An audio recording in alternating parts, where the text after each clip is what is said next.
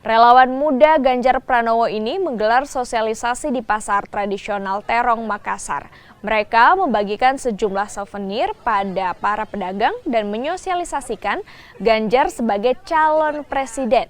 Relawan muda Ganjar menargetkan meningkatnya elektabilitas Ganjar Pranowo hingga bisa maju sebagai calon presiden pada pemilu 2024 mendatang.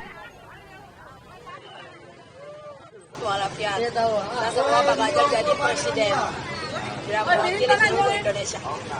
Ini buat relawan apa ibu doanya? Kalau bisa relawannya itu lebih semangat lagi untuk membantu Pak Ganjarnya naik yang lebih atas lagi. Ibu sebelumnya tahu nggak Pak Ganjar nih? Saya terus terang tahu.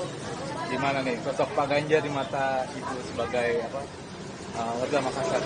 Ya baik orangnya, dia selalu utamakan kepada yang lebih bawah, terutama yang masyarakat yang rendah. Misalkan itu orang-orang yang tidak mampu atau yang orang-orang miskin, apalagi anak-anak muda. Dia utamakan itu. Dia untuk melihatnya ke depannya itu harus lebih baik lagi. Harapannya apa nih Bu buat Pak Ganjar ke depan? Harapannya semoga dia naik jadi presiden. Amin.